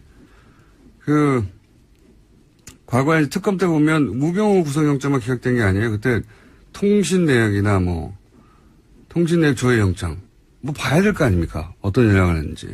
구속영장은 기각된다 쳐도 최소한 이걸 내줄 수는 있잖아요. 이것도 기각됐었어요. 예. 그리고 박영수 특검 공격했던 태극기 부대. 그때도 단독 행위인지 아닌지 알아봐야 될 거 아닙니까? 그러면 통신을 뒤져보거나 계좌를 봐야 되는데 구속영장만 기각된 게 아니에요. 그래, 이런 것도 다 기각돼 버렸고. 말 수가 없잖아요. 그럼 수사가 안 돼요. 뭘로 수사합니까? 얼굴 보고 그냥 물어보고 답하는 대로 받아들일 수밖에 없잖아요. 아니라고 그러면 아닌 줄 알고. 그게 수사가 아니잖아요. 그 이번에 특히 문제가 된 이제 그 양재 전 기획실장 노영식 씨인가요? 네. 예, 두 사람인데요. 네. 이 노영식 씨는 팀장이죠. 그래서 수억 원대 이르는 활동비를 100여 명에게 나눠준 팀장이고 지금 얘기한 대로 핵심이었거든요. 양지혜라는 게. 예, 국정원장을 직접 만났고. 근데 생각해 보시면 선거사범은 몇십만 원 받아도 구속이 됩니다. 근데 이게 선거에 직접 개입한 거잖아요. 그래서 수억 원이잖아요. 그것만 봐도 구속사안인 것 같고, 제가 보기엔. 그리고 예전에 박근혜 후보 비방글 페이스북에 20번 정도 올린 개인도 구속됐었어요. 근데 이게 수억 원을 수백 명이 조직적으로 계속 퍼뜨렸는데 이미 확보된 것도 수천 건이 넘고, 예. 그리고 지난 5년간 범행을 은폐하지 않습니까? 이게 어떻게 구속이 안 되는지 저는 납득이 잘 안 되고. 두 번째는 더 이상하죠. 사무총장, 박병준 씨. 예. 박병준 씨는 혐의 자체가 증거인멸이에요. 예, 그렇죠. 예. 그 대책회의를 주도해가지고 사건을 은폐하라고 하고, 양지혜가 개입한 게 아니라고 이제 만들려고. 파일도 삭제하고. 증거인멸하다가 청구된 영장인데 증거인멸의 위험이 낮다거나, 이게 좀 납득이 안 가는 사안이에요. 그래서 저희가 4부에 오늘 한번, 지난 주말에 저희 해설 담당 판사 있지 않습니까? 예. 연락이 되지 않으셨던. 그분이 죽으셔가지고 못했던 이정민 판사님 나오실 것이고. 예, 그래도 법원 입장을 좀 전해드려야 될 것 같은데요. 검찰 입장 예. 발표 4시간 만에 서울중앙지법도 공식 입장 내놨습니다. 수사의 필요성만을 앞세워서 구속영장을 발부되어야 한다는 논리는 헌법과 형사소송법 대원칙에 어긋난다면서 검찰이 불필요하거나 도를 넘어서는 비난과 억측 섞인 입장을 공식적으로 표명하는 건 부적절하고 유감스럽다라고 밝혔습니다. 저는 평상시에는 법원의 편입니다, 거의. 그런데 이거 너무 이상해요. 예. 그래서 이제 뒤져보면 예를 들어서 양지에만 기각된 게 아니잖아요. 그날 당일날 똑같이 카이 건도 기각이 또 됐어요. 네, 채용비리 관련되어 있는 부분입니다. 방산비리. 오민석 판사, 권순호 판사. 예, 두 분. 안녕하세요, 김호준입니다. 프레퍼족이라는 게 있습니다. 냉전을 거치며 인류 멸망에 대비하는 생존주의자들을 일컫는 말인데요. 이들이 처음 등장한 미국에서는 나름의 용어와 관련 산업도 존재합니다. 이들이 쓰는 용어 중에 버그아웃백이라는 게 있습니다. 대재앙이 닥칠 경우 안전을 도모할 수 있는 장소, 주로 사람이 살지 않는 장소에 은밀히 축적해둔 비상식량과 발전기 따위가 준비된 그런 장소까지 이동하는 동안 필요한 배낭을 일컫는 말입니다. 생존 배낭이라는 말은 여기서 유래하는 겁니다. 72시간 동안 생존을 도와주는 최소한의 비상 배낭. 지난주 갑자기 이 생존 배낭 기사가 쏟아졌죠. 북핵 위기로 생존 배낭에 대한 관심이 크게 늘었다는 겁니다. 그런데 말이죠. 삼면이 바다고 북쪽은 막힌 이 좁은 땅에서 핵전쟁이 나면 그런 배낭을 메고 어디로 갑니까? 미국처럼 차를 타고 몇 날 며칠 떠날 곳이 있나요? 이 프레퍼족들도 핵전쟁은 개인 단위에서는 결코 준비할 수 없는 EOTO, TW, End of World라고 부릅니다. 우리 땅에서 핵전쟁이 나면 다 죽는 겁니다. 북핵으로 공포 마케팅을 하고 정치적 이익을 취하고자 하는 세력이 분명히 있죠. 그런데 이들은 전쟁 나면 가장 먼저 도망갈 자들입니다. 그들에게 휘둘리면 안 됩니다. 김어준 생각이었습니다.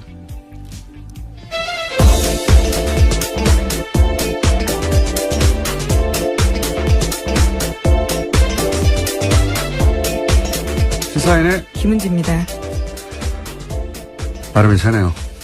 월요일이라서. 오프닝을 예. 하나 보니. 네. 프레퍼족 들어보셨어요? 예, 아니, 처음 듣습니다. 그래요? 예. 이게 원래는 지난주에 기사가 막 쏟아졌는데 이 프레퍼족 뭐 생존배당 원래 세계 대공황 때 시작된 거예요. 그때 뭐 미래가 불확실하니까 미국에서 시작된 건데 그래서 거의 100년 역사가 있거든요. 그래서 상업적으로도 일종의 하이문화, 마이너 장르의 익스트림 산업처럼 존재해요.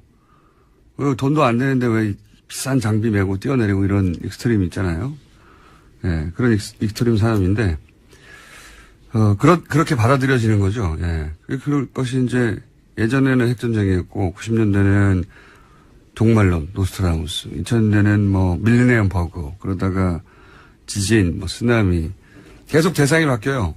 왜냐하면 대상이 중요한 게 아니고 실제로는 자신의 이제 공포 때문에 생기는 거니까, 불안과.